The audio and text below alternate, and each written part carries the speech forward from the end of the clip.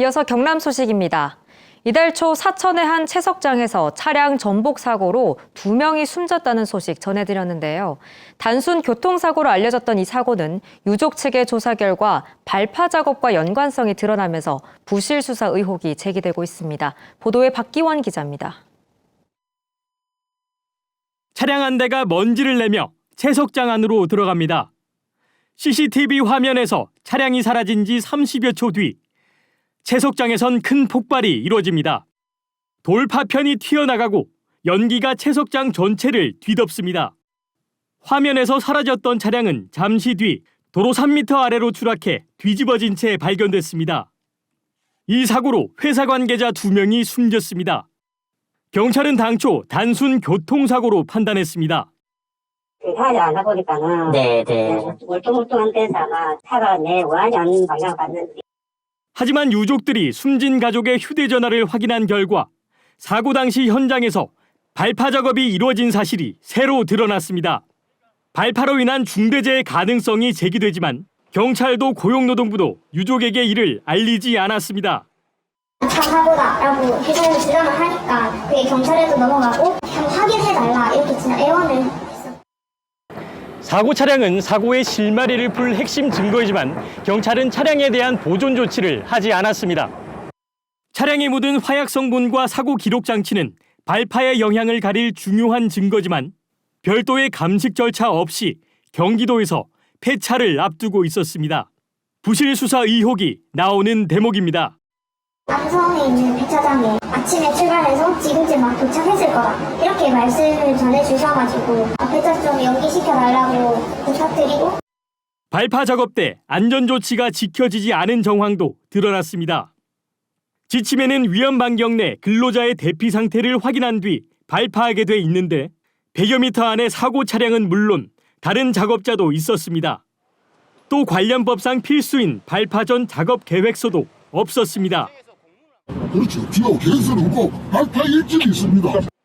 경찰과 고용노동부는 뒤늦게 발파 사고 가능성과 중대재해처벌법 위반 조사에 나섰지만 초기 수사가 부실했다는 비판은 피하기 어렵게 됐습니다.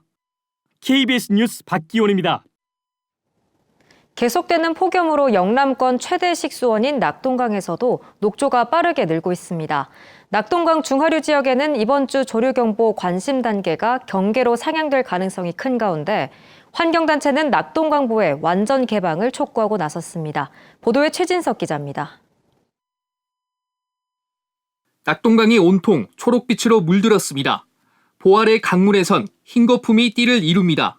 강물을 떠보니 초록색 알갱이들이 가득합니다. 유속이 느린 강이나 정체된 호수에서 일사량이 많을 때 확산하는 남조류입니다. 지난 8일 이곳엔 조류경보 관심 단계가 발령됐습니다.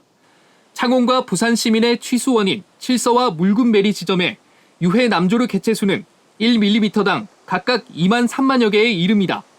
이번 주 남조류 개체수가 절반 이하로 떨어지지 않으면 조류경보 경계 단계로 격상이 유력합니다. 낙동강을 살려내라! 살려내라! 환경단체와 대한하천학회 등은 매년 여름 이런 일을 겪을 게 아니라 낙동강 모든 보를 완전 개방할 것을 요구했습니다. 2018년 녹조 대발생처럼 최악의 사태가 되풀이될 것을 우려합니다. 현재 낙동강 전 구간은 녹조 곤죽 상태다. 유속을 평균 10배 이상 느리게 만든 콘크리트 구조물이 낙동강을 녹조 덩어리로 만들었다. 경상남도도 댐과 보의 방류량을 늘려 낙동강 조류 개체수를 줄이기 위한 비상 방류 조치와 녹조 제거선 추가 배치 등을 환경부 등에 요청했습니다.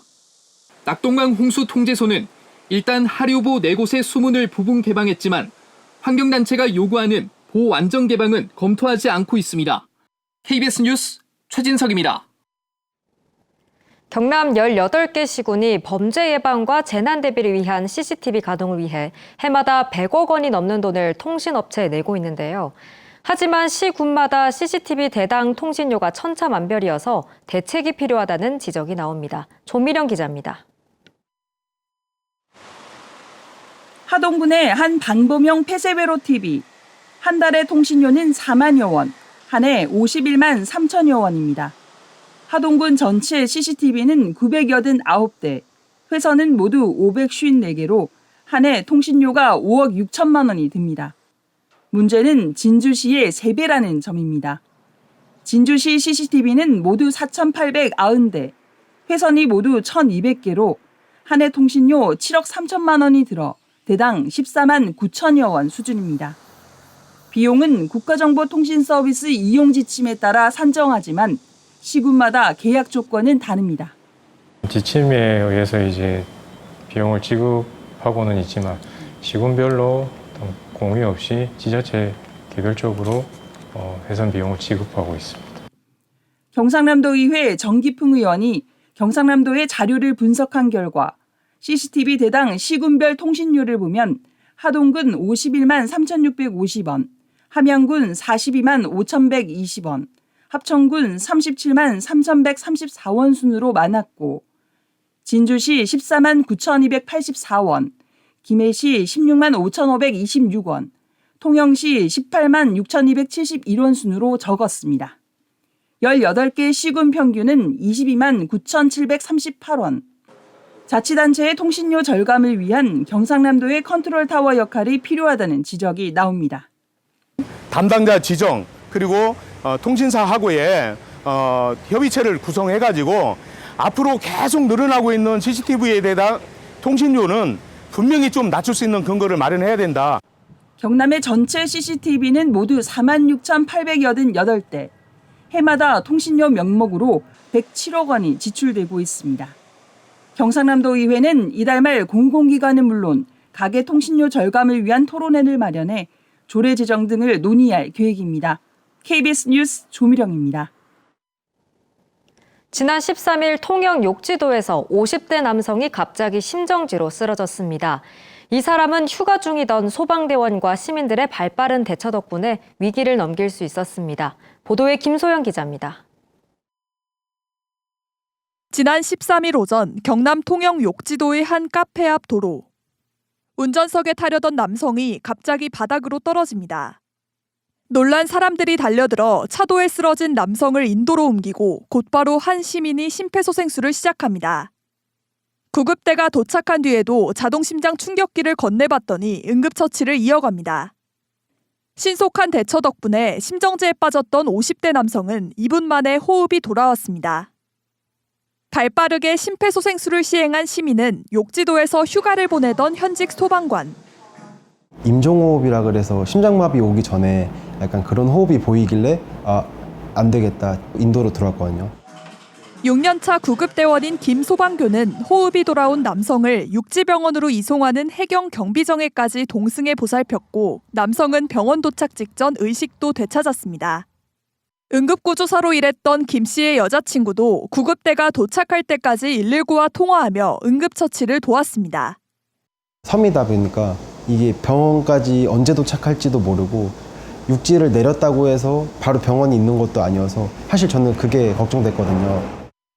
한 소방대원의 신속하고 헌신적인 대응이 심정지에 빠진 시민의 소중한 생명을 구했습니다. KBS 뉴스 김소영입니다. 9호 태풍 종다리가 북상하고 있습니다. 현재 태풍 종다리는 서귀포 남남서쪽 해상에서 북진하고 있는데요. 오늘 저녁 서귀포 서쪽 해상을 지나 밤사이 목포 서북서쪽 약 80km 부근 해상에서 열대저압부로 약화될 것으로 전망되고 있습니다. 현재 동부 내륙에 비가 집중되면서 양산엔 호우주의보가 내려졌고요. 비는 점차 대부분 지역으로 확대되겠습니다.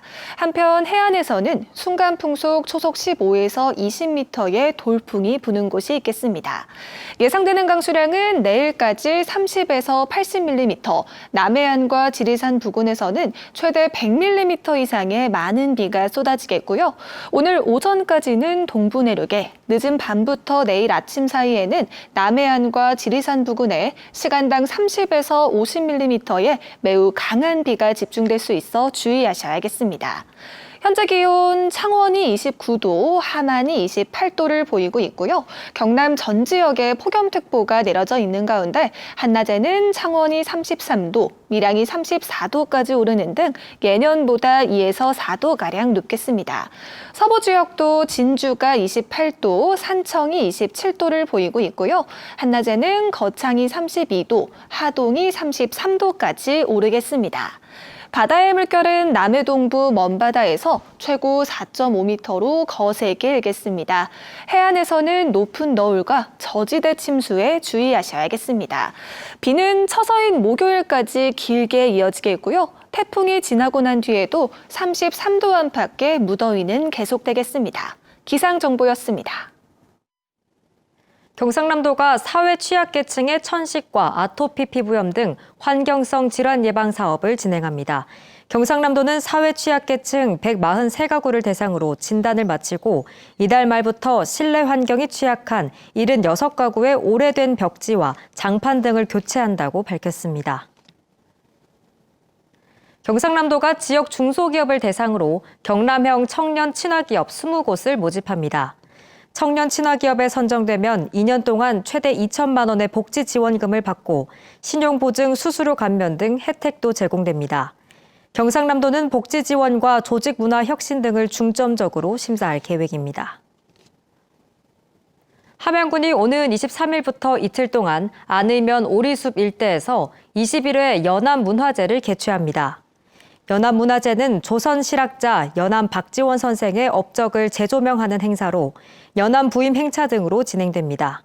연암은 1792년 안의 현감으로 부임해 함양 안심마을에 우리나라 최초 물레방아를 설치했습니다. 산청군이 마을 보호수와 노거수 정비 사업을 추진합니다. 산청군은 올해 4천만 원을 투입해 12그루 정비 사업을 했으며 추가로 영양제 공급과 말라 죽은 가지 제거 작업을 할 계획입니다. 산청군 보호수로는 느티나무와 은행나무, 팽나무 등 48그루가 지정돼 있습니다. 뉴스를 마칩니다. 시청해주신 여러분 고맙습니다.